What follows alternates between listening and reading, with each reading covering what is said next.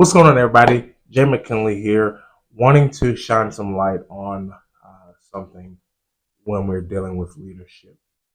There are a lot of leadership lessons that you can learn on the job, and we call that on the job training. There are just some things that you can't learn unless you are in the experience.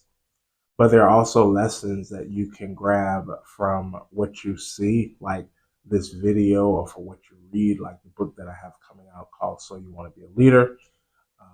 There are many different lessons that you can learn to gear yourselves up towards that that just can't be taught in the classroom. And so over the years, I have had the opportunity to be in several leadership roles. And all of the leadership roles that I have been in have been large leadership roles, like presidents of choirs or presidents of ministries and organizations. And I've been able to see the ups and the downs of being the president by having teams who were uh, beneficial to my work and those who needed to grow themselves. And so we had to do leadership growth within the team as well as work through the ministry. And so what I want to do is take this opportunity in this video to tell you five leadership lessons that I wish I would have learned before I stepped into the leadership roles.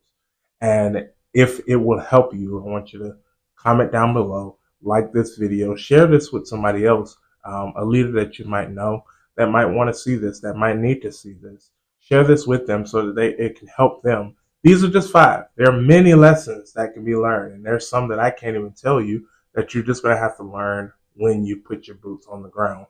But these are just five that stuck out to me that I wish somebody would have told me about before I got into my leadership role. So get your notebooks, get your pens, get your phone. If you're on your phone right now, you're going to need to get something to write it down, or save this video so you can go back and watch it again. So here we go. Number one.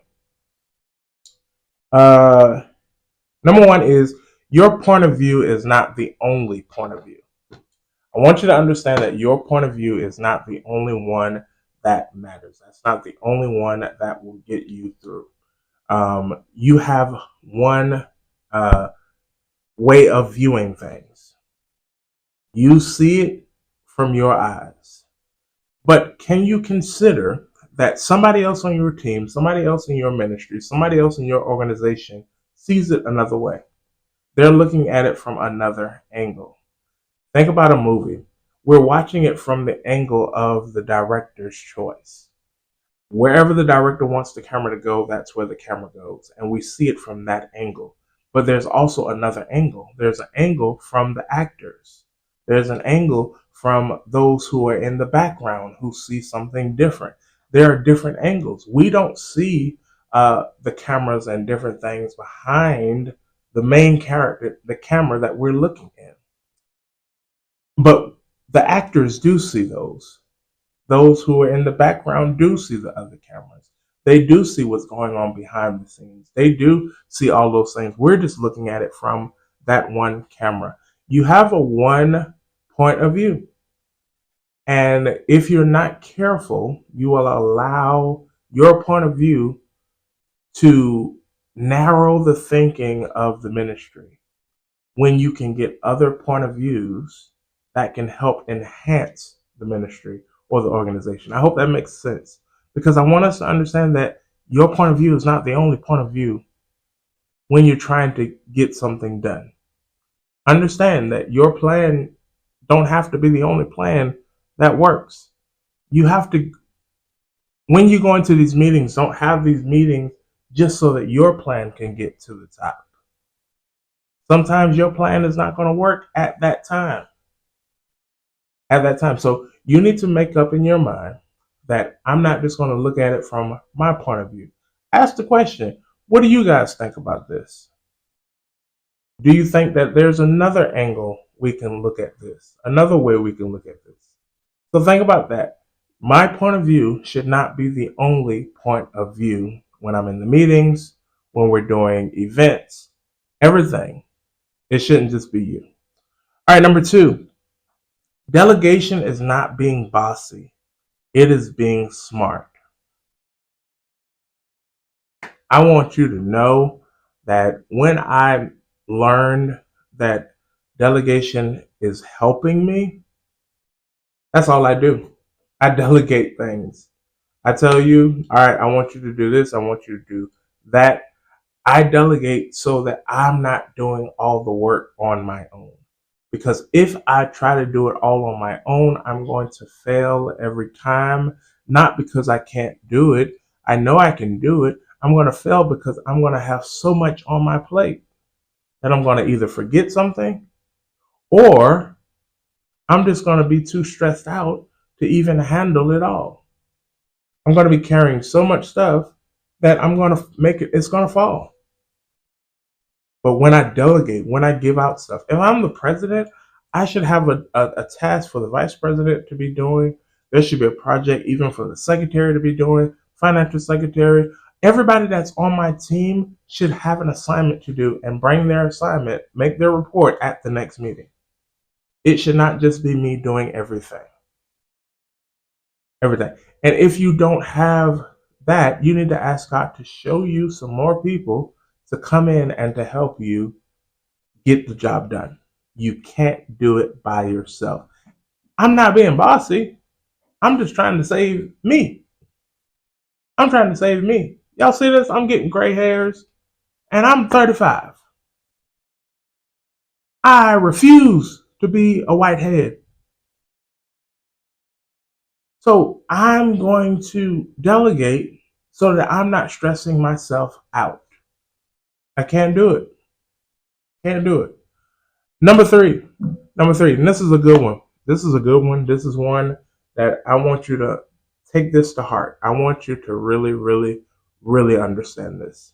I really, truly, truly had to learn this through experience.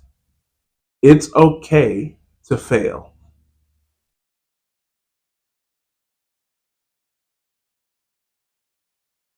I know you don't want to hear that.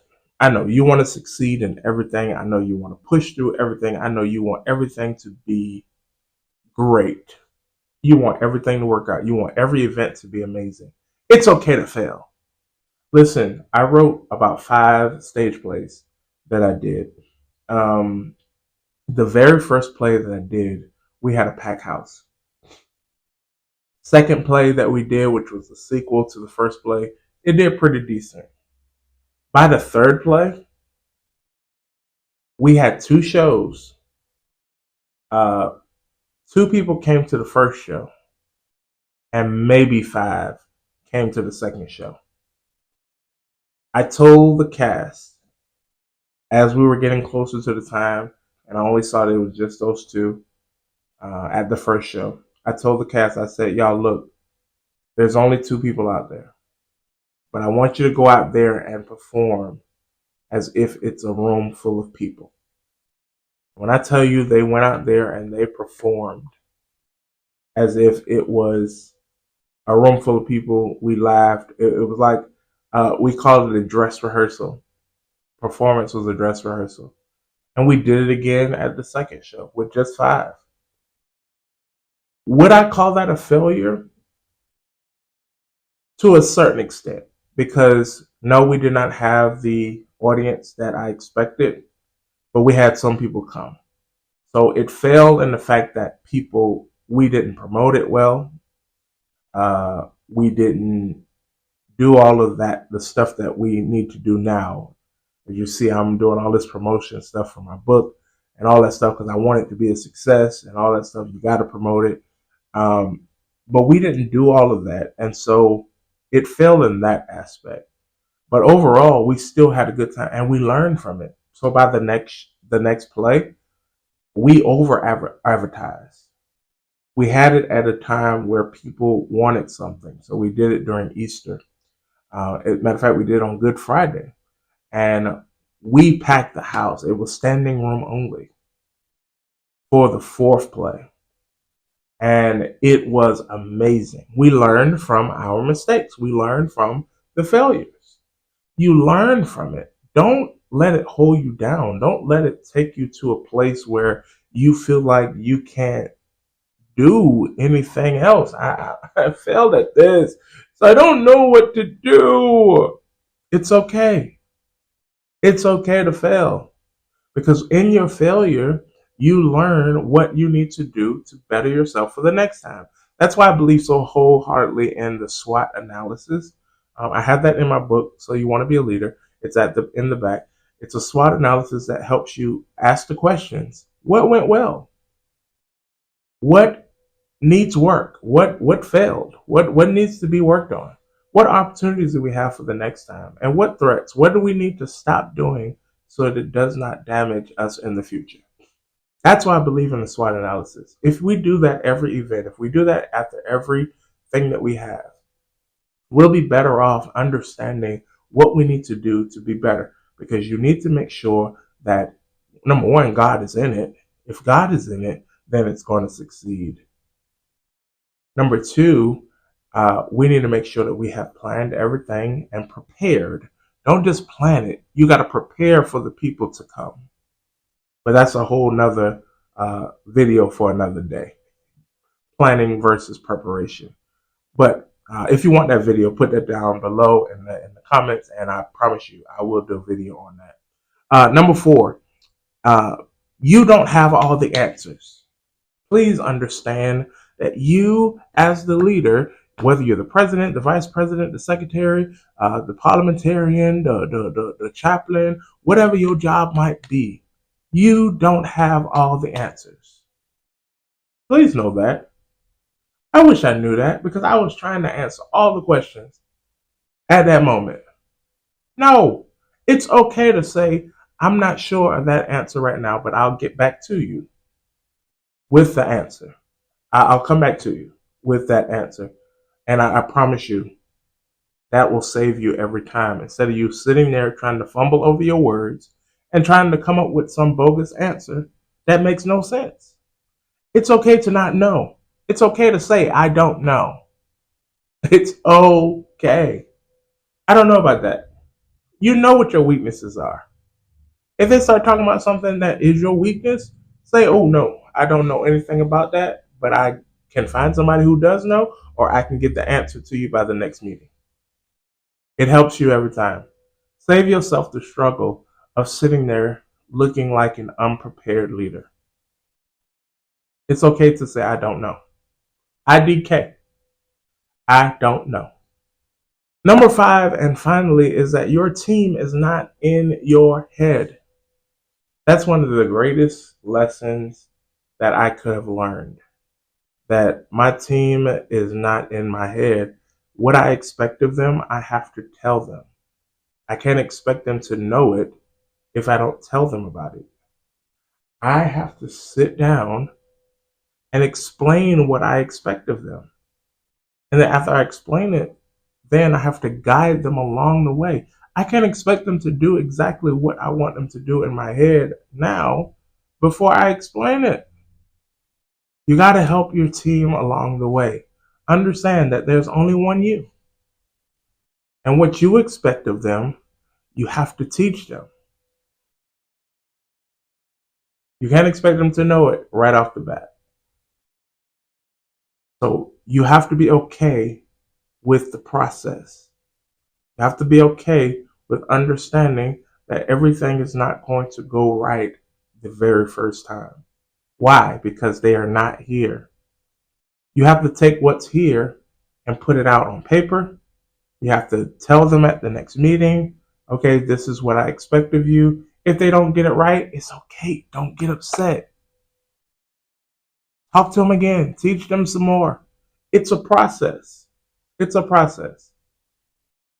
And so these are five just general lessons that I wish somebody would have taught me or told me before I got into leadership roles.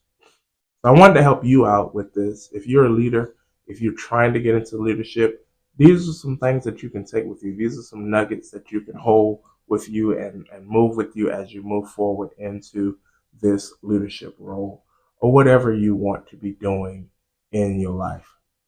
I want to help you understand where you are in your leadership uh, journey. It's okay. It's okay to not have all the answers. It's okay to understand that it's not just your point of view. Understand that you're building ministry. And when you build ministry, you have to teach them. Jesus walked around with the 12 disciples, teaching them before he sent them off to do ministry themselves. And even in the midst of it, he sent them ahead to do ministry without them to see if they can handle it. And sometimes they failed. And he had to come in and take over again. It's okay. Go through the process, go through it, and you'll get where you need to be. God bless you. I hope you got something from this lesson. I hope you watched to the end. If you didn't watch to the end, I'm sorry if I talk so much, but I just wanted to talk to you a little while. My book is coming out, So You Want to Be a Leader, on July the 20th on Amazon. I will have two events if you're in the Savannah, Georgia area on the 24th and the 25th. You can register with the link on my bio and my Instagram and on my Facebook. If you're not a part of my Patreon, go ahead and be a part of that. We'll be doing monthly lessons like this. We'll be taking that over to Patreon for just $25 a month. We're doing leadership workshops. I will do some Zoom sessions and different things that we'll be doing as we get that community built up over on the Patreon side. But we will continue to do videos like this over here on YouTube once a week. And I hope you all got something out of this. If you want me to talk about some other things dealing with leadership, you can comment them down below, and I'll be glad to do a video on it. And we can just talk. I hope you all have a wonderful rest of your day. God bless you.